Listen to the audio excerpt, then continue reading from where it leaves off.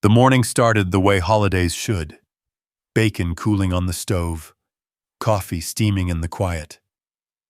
A chair pulled out for the son I still believed I had a place with. Through the window, his house sat on the rise chimney, smoking the kind of picture a man tells himself is proof his family is still intact. Then my phone lit up on the counter. A sharp buzz. A cold message. Dad, do not come. No explanation. No warmth. The kind of line you send a stranger, not the man who built the ground you are living on. I stood there with the pan still in my hand, while the house fell silent around me. Out in the snow, I could see where his truck had rolled in last night, and where it rolled back out again without stopping by. Fresh tracks cutting across land he treated like his, even though my name was still pressed into every county record and every fence post we ever set together. A second message followed. Short. Final. Stay home. It felt less like a request and more like someone locking a door from the inside. I kept staring through the frost on the window, wondering how a family breaks without making a sound. Wondering who decided I no longer belonged on the land my own grandfather trusted me to protect. And more than that, wondering what they thought I would do once I learned the truth. Snow drifted across the pasture, in long, quiet strokes. The kind that soften every edge and swallow every sound, until even a man's own breath feels distant. I had just set the coffee pot back on its warmer when my phone buzzed on the counter. A single vibration, nothing urgent, just enough to pull my eyes toward the dim light in the kitchen. The message appeared before I touched the screen. Dad, don't come. 3 short words sitting there like an uninvited guest. I stood still for a moment, letting the steam from the mug warm my face. Something about the message felt wrong. Evan never sounded that clipped. Even on his worst days, he carried a warmth in the way he spoke to me, a sort of gentle hesitation that still reminded me of the boy who used to follow me across these fields with boots 2 sizes too big. I tried calling him. The line clicked once, then dropped to voicemail, where his recorded greeting played in a brighter tone than the one he carried these days. I listened until the beep cut in, then lowered the phone. The silence in the house returned heavier than before. Through the kitchen window, the world looked washed in white. The modular home I helped Evan anchor into the ground 3 years ago stood beyond the cottonwoods, a faint outline through the snowfall. I remembered him hammering in the cold beside me, laughing when the tool slipped from his glove. He was 28 then, with a young wife and plans that stretched further than this valley. He thanked me 10 times that week for letting them settle on the east corner of the land. Temporary, he said. Just until we get on our feet, Dad. The word temporary stayed with me as I sipped the cooling coffee. Somewhere along the way, it seemed to fade from their vocabulary. New siding went up, then a garage, then the small shed he framed one fall afternoon, while Emily painted trim with a focus that suggested permanence. None of it bothered me at the time. A father wants to see his son build something real. Still, the message that morning felt like a door quietly closed from the inside. I opened the drawer by the stove. Inside lay old receipts, a pocket knife dull with years, and the worn folder that held the title to the land. I eased it open and let my fingertips rest on the page. My name sat there in black ink, steady and unchanged. Thomas H. Reed. The land had carried that name since the day my grandfather signed it over decades ago, trusting that I would care for it the way he had.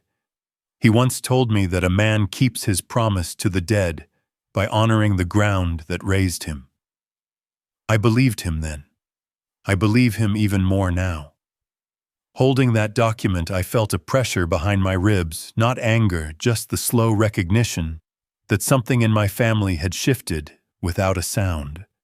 A faint creak moved across the roof, the kind winter wind makes when it pulls at a loose board.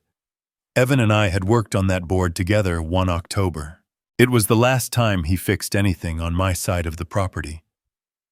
I looked up as if expecting the sound to repeat, but the house settled back into quiet. Snow continued its descent beyond the glass. Each flake erased an inch of earth until the fields looked untouched and new. But I knew better. I knew what lay under that white cover. Years of footsteps, decisions made too quickly, apologies spoken too softly.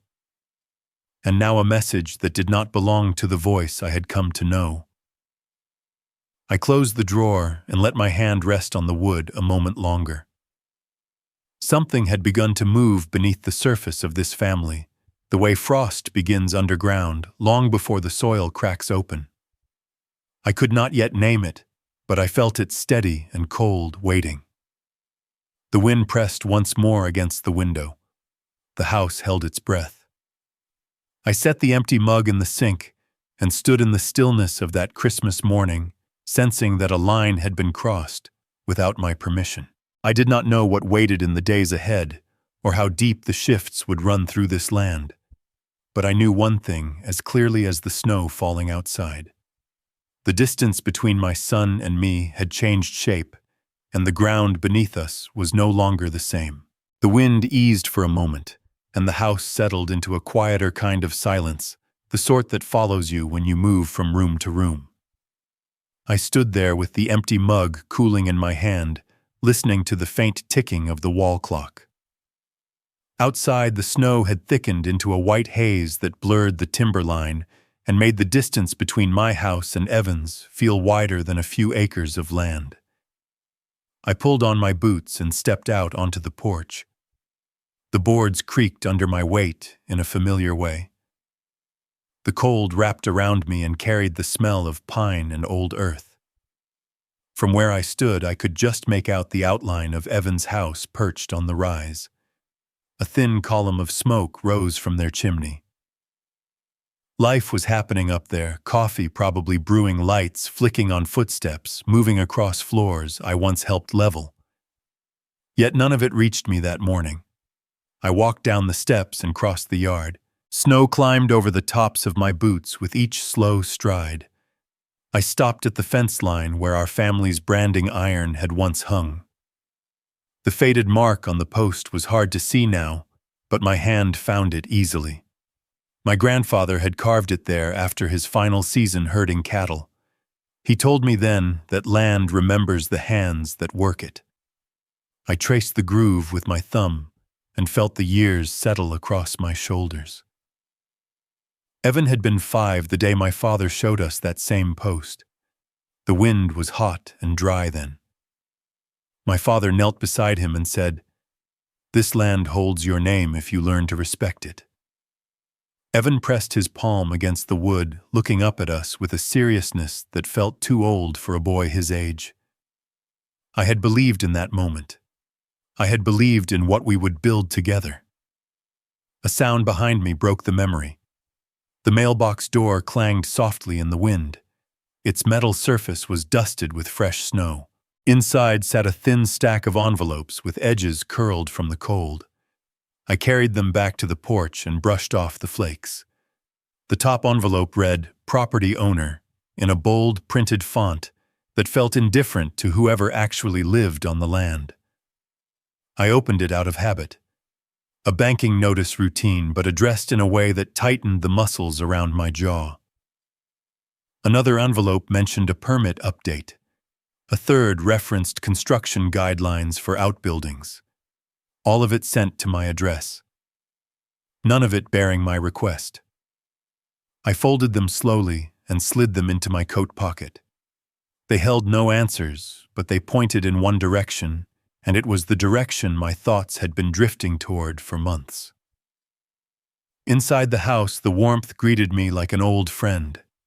I set the mail on the table, then turned to look at the framed photograph of my grandfather hanging above the fireplace. His eyes were narrow and steady, the kind of eyes a man earns by working land that rarely gives more than it must. I remembered his final days when he asked me to promise that the land would pass through hands that understood its weight. He trusted me because he knew I had learned the hard way what it meant to carry a family's name. I moved to the desk where my old laptop sat. A faint glow appeared on the screen as it woke. I opened my email. The most recent message from Evan waited near the top. Short questions about filing papers, clarifying boundaries, construction permits. Small things that might have meant nothing if they had not arrived so frequently. His tone in those emails felt cautious. Each question ended abruptly, as if he had started to say more, then decided to hold it back. My fingers hovered over the keyboard. I thought of replying, asking if everything was all right. Asking if the message from this morning had come from him or from the tension that lingered in his home, but the words refused to form. Some conversations ask to be spoken face to face. Some truths do not survive the distance of a screen. A gust of wind rattled the window beside me. The sound reminded me of the day Evan and I patched the siding together on the north wall. He had driven the final nail and stepped back with that half grin he wore whenever he tried to hide his pride. He asked if the place would hold through winter. I told him it would hold longer than either of us expected. Back then, I believed every word I said. I closed the laptop and sat at the edge of the table. The house seemed to breathe around me. Every corner carried a memory. My mother's knitting chair. My father's boots still tucked in the closet. My own mistakes stitched into the walls in ways only I could see. And now a new question had begun to shape itself in the quiet. What had changed inside my son's life that made him push me away on a morning meant for togetherness? The phone rang then. A landline call, the kind that always made me straighten a little. I crossed the room and lifted the receiver. The voice on the other end belonged to Harold Mason. He had the same measured cadence he used when speaking in courtrooms, calm but deliberate. He said he had been reviewing some old files and that a piece of my grandfather's estate remained sealed. His words paused in the air between us. He said the document was an addendum that was written to be opened only if the land's succession became uncertain. He asked if something had happened on my side of the family that he should know about. I listened without speaking. The snow pressed against the house. The empty coffee mug still sat waiting in the sink. I felt the weight of Harold's question travel through the line and settle into my chest. Something had happened. Something quiet but undeniable. But I did not tell him that. I simply asked when he needed me to come in. He said soon. His tone held a trace of something unspoken. He added that my grandfather had written the addendum with unusual care. He did not explain further. He only asked that I make time in the coming days. I hung up the phone. For a moment, I stayed there listening to the faint hum of the heater and the wind rolling down from the ridge. Then I looked once more toward the window. The snow had swallowed the fence line now. The field had become a single, unbroken sheet of white. I stood in that stillness and felt the ground beneath the story of my family shift again. Not loudly, not abruptly, just enough for a man to sense that the land he had spent a lifetime protecting was about to speak in a voice he had not heard before. The next clear morning came with a hard blue sky and snow stacked along the edges of the county road in gray ridges. My truck moved through it in a steady hum, tires buzzing over the patches of ice that refused to melt. I drove with the radio off. The only sound inside the cab was the heater working to keep my hands from stiffening on the wheel. Billings crept up the way it always did, first as a thin line of rooftops beyond the river, then as a cluster of low buildings and traffic lights that felt almost foreign after days alone on the ridge. I turned onto 3rd and found the brick building that housed Mason and Crowley attorneys at law. Same green awning as 20 years ago, same narrow parking lot with barely enough room to turn around. Inside, the air was warmer than it needed to be and carried a faint smell of paper and old coffee. The reception desk sat under framed black and white photographs of ranchers shaking hands in front of fenced fields, deals made long before my time, deals my grandfather had trusted Harold Mason to put into words that would outlast everyone in those pictures. Harold stepped out from his office before the receptionist had a chance to announce me. Age had thinned him out, but his shoulders were still straight. His hair had gone from dark iron to white, yet his eyes held the same clear gray I remembered from probate meetings after my grandfather passed. He said my name the way a man says it who has read it on legal documents for half his life. Then he reached out and took my hand in both of his. His grip was dry and familiar. We did not make small talk. Harold led me down the hallway lined with file cabinets and closed doors, then into his office. The room was crowded with shelves and framed degrees, and one window that faced a narrow alley where snow had turned to dirty slush. On his desk sat a single manila envelope thicker than most with my grandfather's name written across the top in firm block letters. Harold waited until I had taken the chair across from him before he sat. He let the silence stretch for a moment, his hand resting lightly on the envelope. He said he had been going through archival files when he came across this one.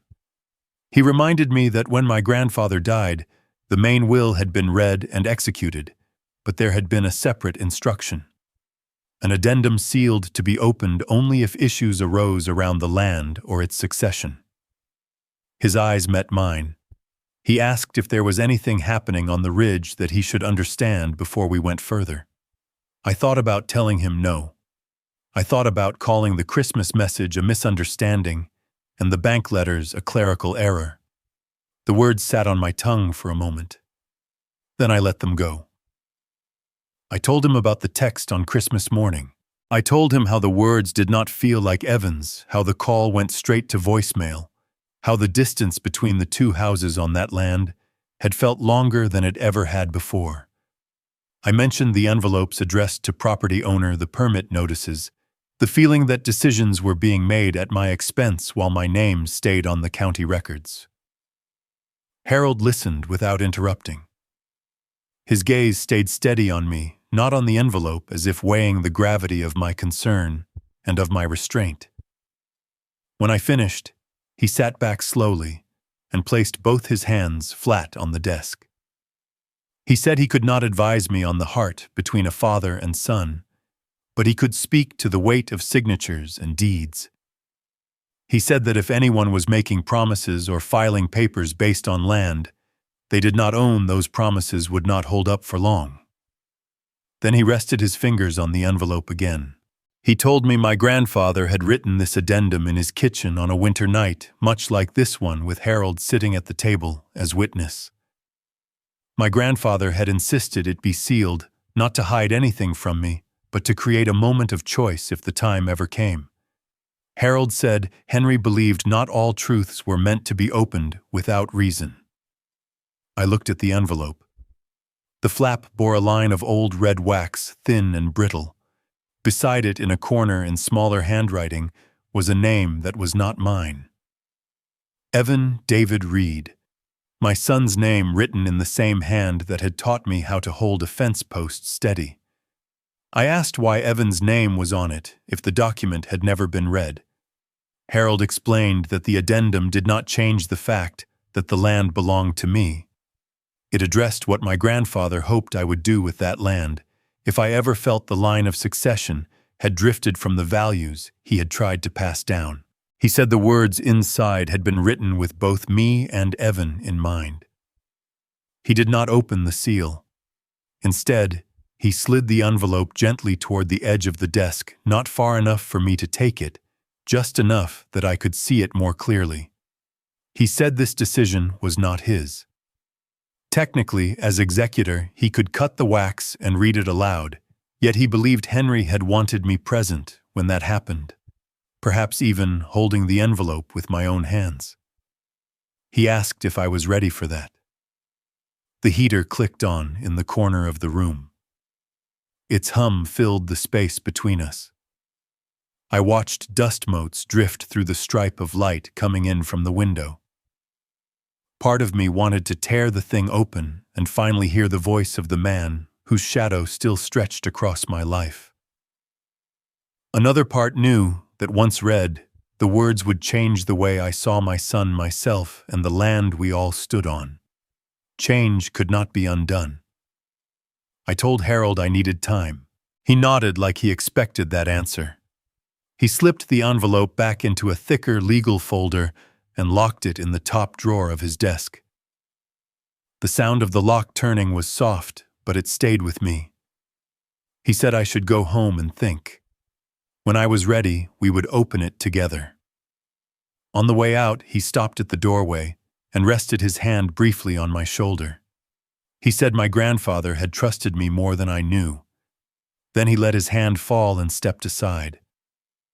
Outside, the air bit at my face as if to remind me I was still in the present. I walked back to my truck with that memory of the red wax weighing more than anything physical I carried. The drive home felt shorter than the drive in. My mind stayed in the office, replaying the way Evan's name had looked under my grandfather's careful pen. Back at the house, the light was already shifting toward late afternoon. The snow had started again, fine and steady. I removed my coat slowly, listening to the quiet of the rooms. The conversation with Harold had stirred deeper things than legal concern. I went to the bedroom where my old gun safe sat in the corner. I had not opened it for reasons other than maintenance in a long time. The tumblers clicked under my fingers, each number landing with a small mechanical certainty. Inside, above the rifles and the metal box of ammunition, lay a shallow tray where I kept smaller valuables. My father's watch, my mother's wedding ring, a folded letter in an envelope that had yellowed around the edges. I lifted it out carefully. The front carried my name in my grandfather's hand. Beneath it, written in red ink that had faded but not disappeared, was a line I did not need to read twice. He had given it to him on the night before he went into the hospital. Told me it was for a day when I felt I no longer fit in the family whose name I carried. I turned the envelope over in my hands. The paper felt thinner than I remembered, almost fragile. The room was quiet, except for the slow thump of my own heartbeat in my ears. Part of me wanted to tear it open right there under the harsh overhead light. Another part understood the cost of knowing what lay inside before I had decided what to do with the other sealed words waiting in Harold's office. I set the envelope down on the dresser without opening it. The lamp cast a soft circle of light around it, leaving the rest of the room in shadow. Outside, the wind had picked up again, brushing against the siding, testing the strength of the house. I stood there for a long time, watching that small rectangle of paper sit between my past and my future. Then I reached out, slid it back into the safe, and closed the heavy door. The lock engaged with a dull final click. The sound carried through the quiet like a marker placed on a trail. Not an ending. Not yet. Just a point I would have to pass again when I was ready to hear what the dead had left for the living. The wind had quieted by late afternoon, leaving the yard in a pale stillness that made every sound inside the house feel louder than it should. I stood near the living room doorway, trying to settle the weight in my chest, when the crunch of tires drifted in from the drive. It was slow at first, then sharper, like someone hesitating before committing to the turn. I stepped closer to the window and lifted the curtain just enough to see outside. Evan's silver pickup sat crooked in the snow, angled as if he had been unsure whether to pull in or back out. He climbed from the truck with the posture of a man caught between courage and apology. His hands stayed in his pockets while he scanned the porch, maybe hoping I would meet him outside and cut the distance for him. In the passenger seat, Emily remained still. Her face was turned toward the house, expression unreadable behind the reflection of the winter sky on the glass. I opened the door before Evan reached it. The cold pressed at my legs and curled around the threshold in a thin white breath. He paused, nodded once, and stepped inside. Emily opened her door a moment later, smoothing her coat as she climbed out, as if preparing herself more than protecting against the cold. In the kitchen, the light had begun to fade, settling into that soft gold that always comes right before evening in Montana. Evan took the chair he had used as a boy, though now he sat on the edge of it instead of sinking back the way he used to. He told me the message on Christmas was a misunderstanding. He said Emily wanted a calm morning for her family. His voice faltered when he tried to explain why he had not called afterward. I listened without interrupting. His words scattered across the table like loose nails, none of them quite holding.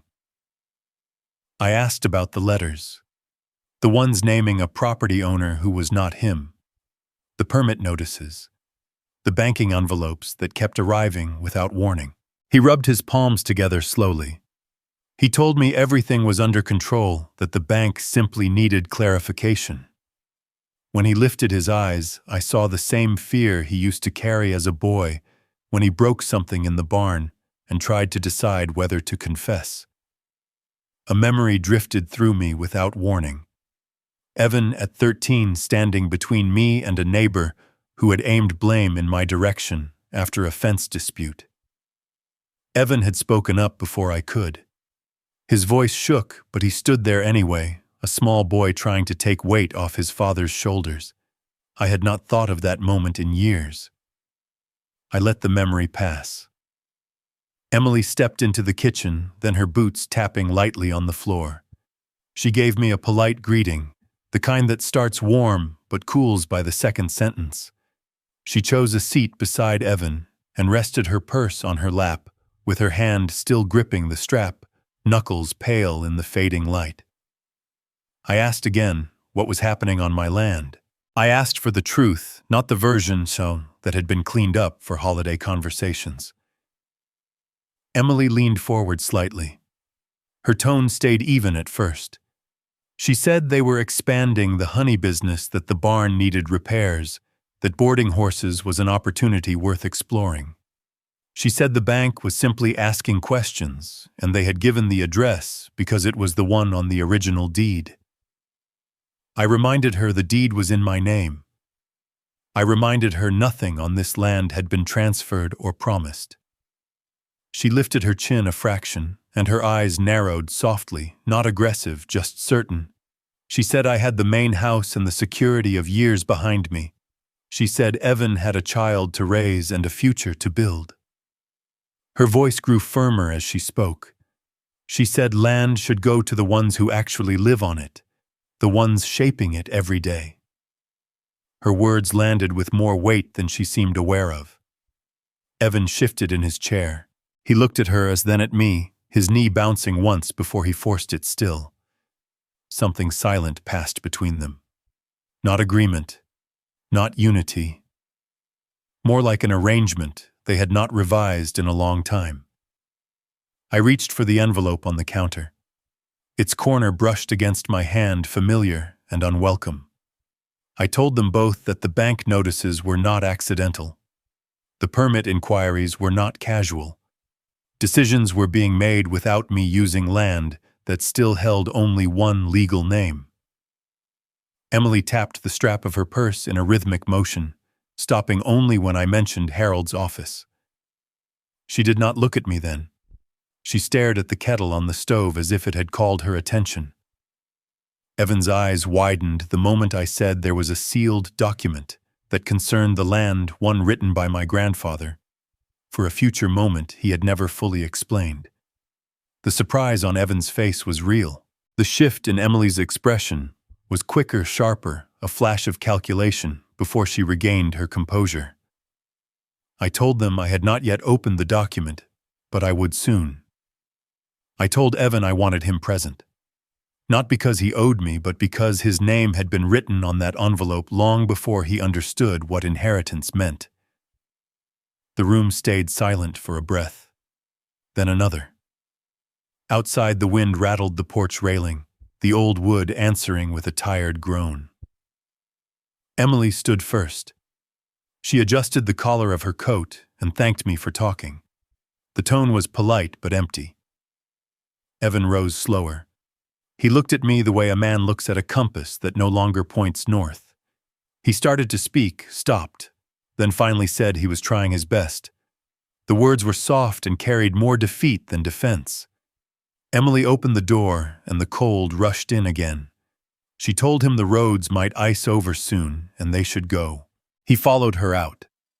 Shoulders slightly rounded, a posture I did not recognize on him until recent years. On the porch, something slipped from Emily's purse when she adjusted the strap. A folded paper pale from use. She caught it quickly, but not before the wind lifted one corner. I glimpsed a logo from a bank in Billings. The paper vanished back into her purse with a swift, practiced motion. Neither of them acknowledged it. They walked to the truck with little space between them, but no closeness either. Evan's boots pressed deep tracks into the snow. Emily's left lighter marks the pattern, delicate, almost temporary. They climbed inside. The truck shook once when the engine started, headlights cutting across the yard in two thin beams. I stayed on the porch as they backed up. The brake lights cast a red wash across the drifts. Then the truck rolled down the driveway and disappeared behind the pines. The wind came through a moment later and began smoothing out the tracks they left, brushing them away grain by grain until the path looked untouched again. A faint creak echoed from the eaves of the house, the same sound that had greeted me earlier that morning, as if the land itself had been listening and was preparing for something it had known would come. Night had settled across the ridge by the time I stepped back inside. The porch light cast a weak glow that barely reached the first drift, and when I closed the door, the house swallowed the sound behind me. I stood there for a moment, with my hand still on the knob, the cold pressing into my palm. The room felt larger than it had earlier. The silence stretched thin from holding too much. I walked down the hallway, the wood under my boots creaking in small, familiar notes. In the kitchen, the lamp by the sink threw a soft, warm circle onto the table. It reminded me of late nights years ago, when Evan would sit there with a school project spread in front of him, pencil tucked behind his ear, eyes flicking up to me every so often to make sure he was getting it right. The same table held a long scratch near the center, carved there the night he pushed a toy truck too hard, during an argument he did not even remember having. I ran my thumb over that mark without thinking. The house breathed slowly in the cold. The heater hummed in one long, steady exhale, then clicked off. The sudden quiet made the window glass tremble when the wind leaned against it. I turned and headed for the bedroom, a slow pull in my chest, guiding me toward the gun safe in the corner. The dial felt colder than before. My fingers found the numbers with no effort, the pattern carved into me as deeply as the years had carved this land. The door opened, releasing a faint metallic scent. On the shallow shelf above the rifles lay the things I had chosen not to scatter across drawers. My father's watch, my mother's ring, and the envelope with red ink that had waited longer than it should have. I hesitated a moment before reaching for it.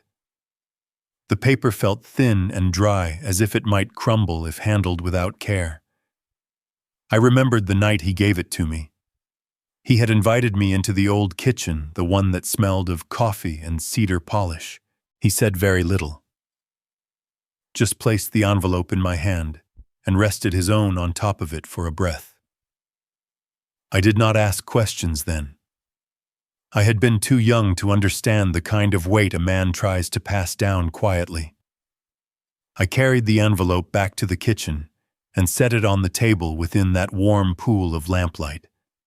Outside, the wind brushed a low, steady rhythm across the siding, like a hand testing the strength of the house. I pulled out a chair and sat, letting the stillness gather around me. I traced the red line of ink with one finger. His handwriting had always been orderly, each stroke pressed down with intention. I eased the flap open. The tear was soft but final. Inside lay a single sheet folded in thirds, worn but unbroken. I unfolded it and settled my hands on either side.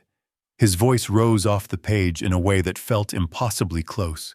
He wrote about the years when my father and uncle were young, when he had believed the older son was the one who should take the reins. He admitted he had overlooked the quieter strengths of my father, the ones not easily seen from across a room. He wrote that he had not realized the wound he had carved until it was too late to stitch it clean. The lamplight flickered once. I leaned closer. He wrote of land, of how it can anchor a family, or split it wide open. He said the ones closest will leave scars you never expect, not because they wish to hurt you, but because they cannot see the weight you carry until it crushes something between you. His words moved with a slow, steady truth, each sentence built on the bones of a lesson he had lived long before I was old enough to see the cost.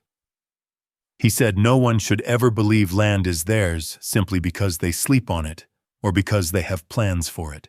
He said land is responsibility, not reward, and that it chooses the people who are willing to carry its burden without demanding gratitude in return. I paused. The wind rattled the porch rail again, a hollow sound that echoed through the walls. The letter trembled slightly at the edge. I placed my hand flat to steady it. Further down, he wrote that he had watched me with Evan, watched the way I stepped aside to let him grow, the way I stepped forward when he faltered. He believed or hoped that I would not repeat the mistakes he had made with his own sons. He warned that the day might come when I would need to draw a boundary, not out of anger, but out of protection, both for the land and for the ones who could not yet see where their choices led. He ended with a line written more heavily than the others. He asked me when the time came to act with clarity rather than fear. I let out a long breath I had not realized I had been holding. The letter lay open, carrying a truth that felt older than either of us. I stared at the words until they blurred slightly, until the scratch on the table beneath them sharpened back into focus. My hand drifted over that scratch again, and in an instant I saw 8-year-old Evan flushed from running, dragging that metal truck too hard while insisting he had not broken any rule. He had looked up at me with wide eyes, waiting for me to decide what lesson to teach. That boy felt far away now, but the mark remained, as if the wood had chosen to remember him, even when he could not remember himself. The phone on the counter reflected a sliver of the lamplight. I walked to it, each step deliberate. I picked up the receiver and held it there a moment, hearing my own breath through the line. I dialed Harold's number from memory. It rang 3 times before his recorded greeting started. I waited for the tone. I told him it was time. My voice felt steady, almost too steady. I asked him to prepare a formal lease for the eastern corner of the land where Evan's house stood. I asked for something defined and clean, something no one could twist into a promise I had never made. When I finished, I lowered the receiver gently and ended the call. I stood there for a moment, letting the silence settle again. The heater clicked on and filled the room with a low, warm hum. Outside the window, snow had begun to fall in slow, drifting flakes, each one catching the faint porch light before disappearing into the dark. I returned to the table and sat down. The letter lay where I had left it, its edges curling slightly from years of waiting. I folded it along the old creases and slid it back into the envelope. I did not put it away. I left it on the corner of the table beside the scratch that had survived 20 winters and every argument since. The lamplight flickered again, stretching my shadow across the floor. Somewhere in the distance, a lone dog barked once, then fell silent. I leaned back in the chair and watched the snow gather along the base of the porch, each flake settling without sound, as if the world were preparing itself for the weight of what would come next. Snow had been falling since dawn, a fine, steady curtain that softened the world into a pale blur. I stood at the top of the courthouse steps, with my collar turned up, and my breath drifting in slow white clouds. The building rose in front of me like a block of cold stone, its windows glowing faintly against the winter light. Every sound around me felt muted, as if the storm had pressed its palm against the town and asked it to be quiet. Inside, the warmth carried a metallic hum and the faint smell of old files. I brushed the snow from my sleeves and walked down the long hallway toward the hearing room. My boots made a dull rhythm on the tile floor. At the end of the hall, I saw Harold waiting near the bench, his coat folded neatly over his arm. The lines on his face were deeper than I remembered, but his eyes held the same calm certainty that had guided our family through harder storms. He greeted me with a nod. He did not speak at first, as if words might disturb the air, already heavy with tension. On the bench beside him lay a folder, the edges worn, the seal broken only weeks ago. My grandfather's handwriting lived inside it, as steady now as it had been decades earlier. The door to the hearing room opened and a clerk called our names. A gust of cooler air drifted in from the main hall. Harold placed a hand on my arm, steady, then led the way inside. The room was small, paneled in dark wood that made the overhead lights seem harsher. A single long table divided the floor. Evan sat at one end, his shoulders drawn tight, his coat still on as if he had not decided whether he meant to stay. At his right sat a young attorney, a man whose tie was knotted too tightly and whose eyes flicked often toward the papers in front of him. Behind them, almost in the shadows, sat Emily. She kept her coat buttoned to her throat. Her hair was pulled back sharply. She did not look at me, not at first. Instead, she watched the judge's bench as if waiting for instructions. When her eyes finally shifted toward us, they held no warmth, only a guarded calculation that passed so quickly someone else might have missed it. Harold and I took our seats at the other table. The judge entered without ceremony. He carried a stack of files and a pair of reading glasses he slid onto his nose with a small, practiced motion. He looked at each of us in turn, his gaze level and unreadable. The clerk began by reading the purpose of the hearing. Clarification of property ownership. Review of contested documents. Confirmation of signatures submitted to financial institutions. The words echoed against the wood panels in slow, careful notes. Then the judge asked for the first set of documents. Evan's attorney stood. His voice was steady at first. He presented a series of forms that had been filed with the bank 2 months earlier. He explained that the documents indicated an intention to expand a small agricultural business on the land. He paused. The judge asked who had signed them. The attorney motioned toward Evan. Evan looked at the papers, then at the judge, then at me. His voice came out thin. He said he had not signed all of them. His fingers pressed into his knees as if grounding himself. The judge asked who had. Evan hesitated. His silence filled the room. The judge repeated the question. A single beat passed before Harold rose. He held up a letter and explained that he had reviewed the documents and compared the signatures with those on previous filings. He had noted clear inconsistencies. He had spoken with the bank manager. He stated the signature did not belong to Evan. The judge turned to Emily. She lifted her chin as if bracing against cold wind, though the room was warm. She said there had been a misunderstanding. She said she handled much of the paperwork and sometimes signed things to keep the process moving. She spoke quickly, too quickly, her voice thinning at the edges. The judge held up his hand. He asked if she understood the severity of forging a property owner's signature. The question did not rise in anger. It landed with weight instead, a quiet stone placed at her feet. Emily looked at Evan then, but Evan kept his eyes on the table, his jaw moving once in a hard swallow. The judge turned to Harold. He asked if the Reed estate had any documents to present. Harold opened the worn folder with the same careful motion he always used when opening something that held more history than ink. He laid the addendum on the table, sliding it forward so the judge could read the first line in my grandfather's hand. The judge took his time.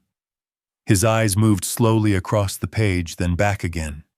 He asked Harold to confirm its authenticity. Harold nodded. He had been present the night my grandfather wrote it. The judge asked if the addendum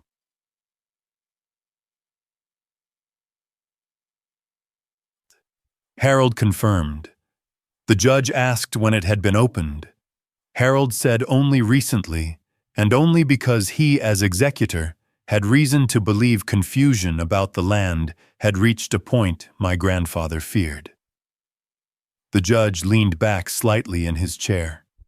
He tapped the paper once with his index finger. Then he read aloud the section naming me the sole and unconditional owner of the property now and until such time as I chose otherwise. The room fell quiet. Even the heating vent paused as if listening. Evan lifted his eyes slowly. There was no anger there, only a stunned kind of hurt, the kind that belongs to someone who has just realized he has been walking in the wrong direction for longer than he thought. He asked the judge if this meant the land was never meant to pass to him automatically. His voice barely rose above a whisper. The judge said the land was not in question. Only the unauthorized filings were. He turned back to Evan. He asked if he understood the legal implications of what had been submitted on his behalf. Evan nodded.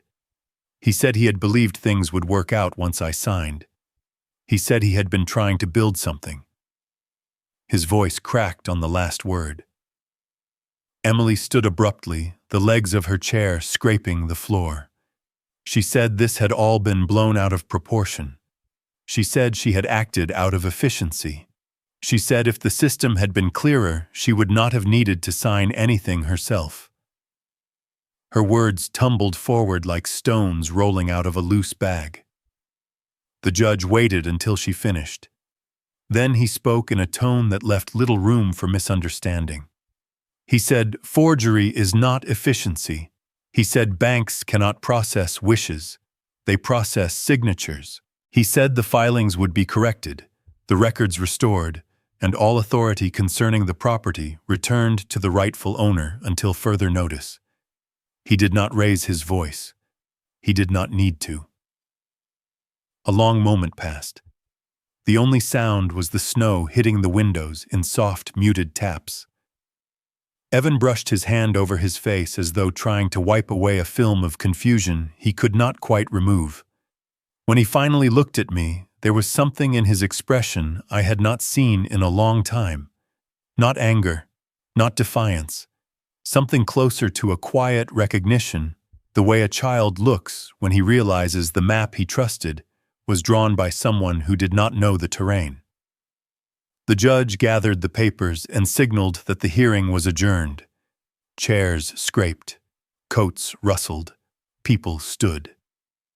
The clerk opened the door, letting in a slice of colder air. I stepped out first. The hallway felt brighter than the room had. I heard footsteps behind me but did not turn. The courthouse lights flickered overhead in a long, humming line. At the end of the hall, a window looked out onto the street where the snow kept falling in slow, drifting curls. I stopped there and let the cold light wash over me. For a brief moment, I saw our land in my mind, quiet under its own blanket of snow, waiting in the calm way land always waits for the people meant to stand on it. A pair of footsteps approached behind me, then slowed, then faded again. I did not look back. Outside, the wind pressed against the courthouse doors, and the world beyond turned softer, quieter, as if the storm itself was listening for whatever would come next. When I stepped out of the hearing room, the air in the hallway felt thinner than it had on the way in. Fluorescent lights hummed above a long, pale tunnel leading back toward the front doors. I could feel the storm pressing against the building, the cold looking for cracks to slip through. The folder in Harold's hand looked smaller out here, but the weight of what had just happened followed us like a shadow. We walked in silence toward the stairwell. Our footsteps echoed in uneven rhythm, mine slow and heavy, his careful and measured. At the landing, he stopped and rested his hand on the rail. He turned his head slightly enough to study my face without making a show of it. He asked what I wanted to do now. His voice was low, the kind used when a man speaks to another man who has options and very little time to decide how he will live with them. I thought of the judge's words, of Emily's explanations, of Evan sitting there, with his shoulders folded in on themselves. Outside the window at the end of the hall, the snow kept falling in a steady drift. I told Harold the law had done its part. The land was clearly mine. The forged papers would be cleared. The bank would correct its file. All of that was solid. What was left did not belong to the court. It belonged to me.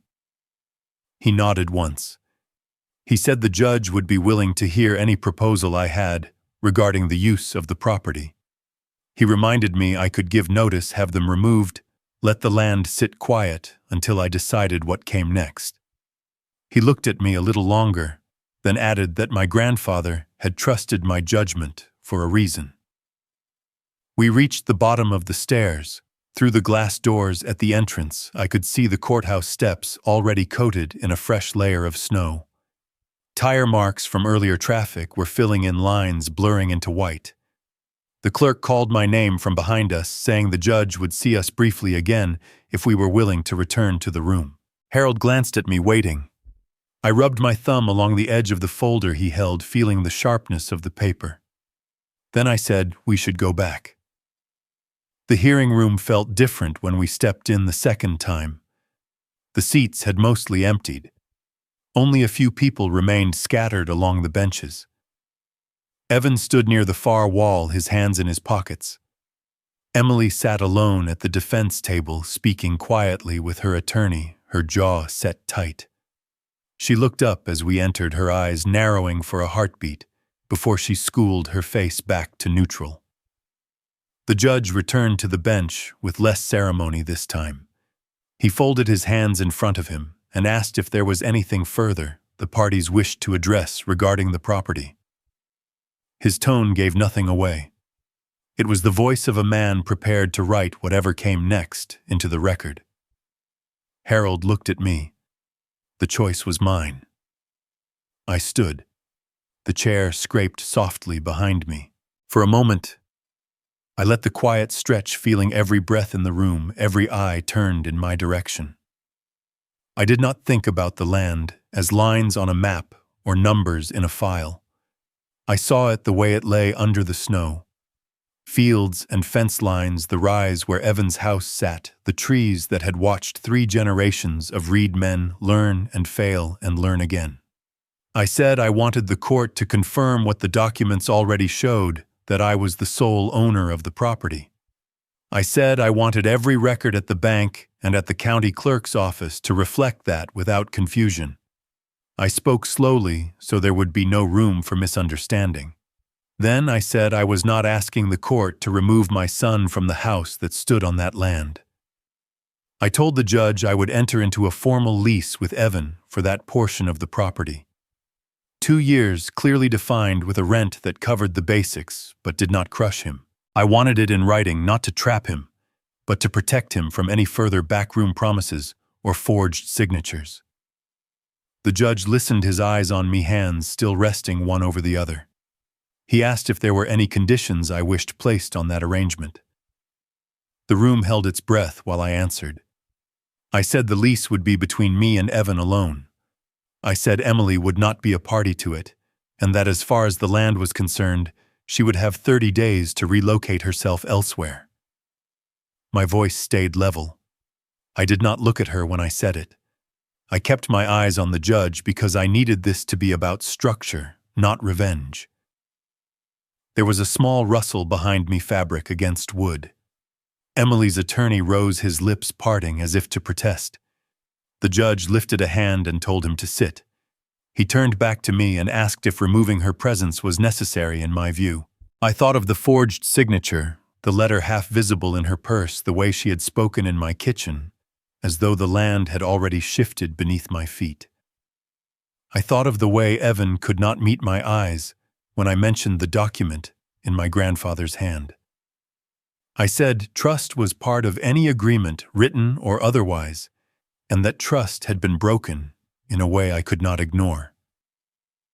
The judge studied me for a long moment. Then he nodded once. He stated that the court would recognize my full ownership, instruct the bank and the county to correct their records, and enter the lease condition into the file. He said the specifics could be drawn up by counsel, but the framework would stand. He acknowledged that the removal of a non-owner from the property was within my rights, given the circumstances laid out and the violation already established. He asked if Evan understood what was being offered. Evan rose slowly. He looked at me, then at the judge. His voice was hoarse when he said he did. He said he knew he could have been told to leave with nothing. He said quietly that he did not deserve even this much. He turned toward me completely then. For the first time that day, he looked fully like the boy I had raised and the man life had tested. He said he would accept the lease. He said he would make the payments do the work, keep the place upright. There was no dramatic promise, just a simple willingness that sounded for the first time in a long time like it belonged to him and not to anyone speaking over his shoulder. Emily stood up, her chair rattling slightly. She said she would appeal. She said it was unfair. She said the land was their future and that pushing her away would ruin what progress they had made. The judge listened, expression unchanged. He reminded her that the progression of events had been set into motion by documents she should never have signed. He told her she was free to live wherever she chose, but that choice would not be on land that did not belong to her. When it was done, the judge signed a few final pages. The clerk gathered the papers, and the sound of the stapler clicking shut seemed louder than it should have. The hearing ended not with a bang, but with the soft closing of files and the shuffle of coats as people prepared to step back out into the snow. Harold and I left the building side by side. Outside, the storm had eased. Snow still fell, but in slower, heavier flakes that sank straight down instead of swirling. The street lamps along the sidewalk cast warm circles onto the white ground. Cars moved past in a quiet line, tires hissing on the slush. On the steps behind us, I heard the door open again. I did not turn immediately. A pause hung in the air. Then Evan's voice reached me, lower and more careful than it had been in a long time. He thanked me. Just that. No decoration. No argument. I stood there for a moment, then gave a small nod without looking back. Harold clapped my shoulder once and said he would call when the lease papers were ready for signatures. His breath drifted up into the cold as he walked toward his car. I watched him go, then stepped away from the courthouse and out into the street. The snow met the brim of my hat and stayed there a second before melting. In my mind, I could already see the eastern corner of the land, the outline of Evan's house against the winter sky. I pictured its windows glowing in the dark, a small square of light floating in all that white.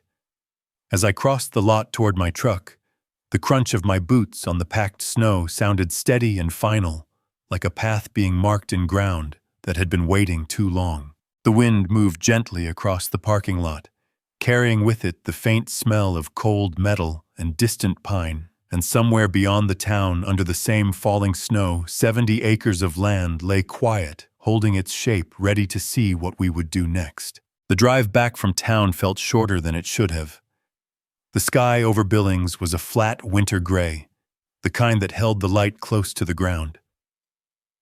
Snow slid under the tires of my truck in long, soft lines, and the wipers moved back and forth in a slow, tired rhythm. By the time I turned off onto the county road that led home, the courthouse and its walls were behind me, but the sound of the judge signing those pages still rode along in the cab. The ridge came into view, half hidden under the drifting snow. My house sat where it always had, squared against the wind, a dark shape against the pale field. Further off on the eastern rise, the outline of the house of Evan stood smaller somehow, though nothing about it had changed on paper. A faint light glowed in one of its windows. I sat in the truck for a few breaths after I parked, listening to the engine tick as it cooled, then stepped out into the quiet. Days turned to weeks, and winter gave way to a thin, reluctant spring. Emily left before the 30 days were done. One afternoon, her car was there, and by evening, it was gone. There were no scenes, no shouting across the yard, just the slow emptying of a place the way a river pulls back from a bank after the flood has passed. I saw a moving truck once at the top of the drive that led to the house of Evan Men, carrying out boxes while he stood on the porch with his hands in his pockets, eyes on the ground. After that, it was just him and the land. I watched in small glimpses from a distance. A truck bed loaded with lumber backing toward the barn, light on late in the shed as he worked on old equipment, smoke rising from the chimney on mornings cold enough to freeze the breath in a man's chest. Sometimes I would catch sight of him mending fence down by the creek shoulders, squared into the work, moving with the steady patience of someone who had run out of shortcuts. We did not talk much at first. The lease was signed, the terms were clear, and for a while we let paper carry what words could not. Once in a while he came by the house to drop off an envelope, with the rent always on time, always folded neatly. He would stand in the doorway with his hat in his hand, make a few comments about weather or supply prices, then head back up the ridge. There was something quieter in him now, a different kind of weight than the one I had seen in that courtroom. Summer settled onto the land. Grass rose in long waves across the pasture, and the hives behind his house grew in number. I saw him move among them in the white suit and veil, careful and focused the way my grandfather had once moved among cattle. There were days I wanted to walk over to help, to stand beside him in the heat, but I stayed back, letting him find his own footing. Some things a man has to hold alone for a while before he can offer his hand to anyone else. The year slid forward. Autumn arrived in a rush of gold and rust, and then fell away. By the time the second snow came, the land looked familiar again under its blanket, yet I could feel that we were not the same men we had been the year before. One evening in mid-December, as light faded early, and the house held the smell of coffee and old pine, the phone rang. It was Harold. His voice was softer than usual, as if he already knew whatever he was carrying was not entirely his. He told me he had a letter that belonged to Evan, something my grandfather had asked him to hold back until a time that felt right. He said he had mailed it that morning to the house on the eastern rise. He did not say what the letter contained.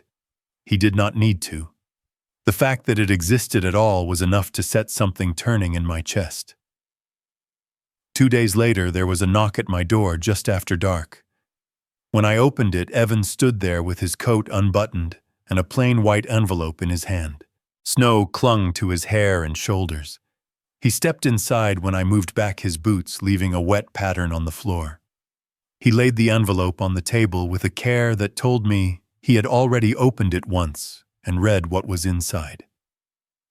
For a while he just stood there looking at the letter, as if the words on it were still rearranging themselves in his head. Then he pulled out a chair and sat down. His hands were rougher than they had been, marked with the kind of small cuts that come from tools and wire and wood. His eyes were red around the edges, not from drink, but from something heavier. He told me Harold had sent him a letter from my grandfather, written years ago for the man who would come after me. He said the letter spoke of the land in ways he had never heard before, not as a prize, not as a way out, but as something that asks a man to hold himself steady even when everything else feels like it is shifting under his feet. He said my grandfather had warned him on paper about the same things he had warned me about in that red letter about pride and shortcuts, and the danger of handing your choices to someone else. Evan ran a hand over his face. When he finally spoke again, his voice was lower. He said he had spent too long letting other people speak for him, decide for him, tell him who he was and what he could do. He said he had treated the land like a solution instead of a teacher. He looked up at me, then really looked, and there was no blame in his eyes, only a tired kind of apology. He said I had every right to send him off that ridge to let the law carry him away. He said he did not know why I had not done it. His words hung between us like smoke. I answered the only way I knew how. I told him sometimes a man stays not because he deserves to stay, but because someone before him decided the story would not end in the same place it started. The days that followed slid quietly toward Christmas. There was work to do, and we each did our share. One afternoon, I saw Evan out by the fence line near my house. We ended up mending a stretch of wire together without planning to. The rhythm came back easier than I expected. We talked about how deep the frost had gone that year, about a calf one of the neighbors lost, about small things that did not carry teeth. The air between us felt different. Not fixed, not clean, but open enough to breathe. On Christmas morning, the house was dark when I woke. Snow had fallen in the night, laying a fresh sheet over every mark. I lay there for a moment, listening to the way the quiet pressed in, and for the first time in a long time it did not feel like a weight. In the kitchen, the coffee pot hissed to life. I poured a cup and stood by the window, watching the faint outline of the house of Evan appear through the pale light.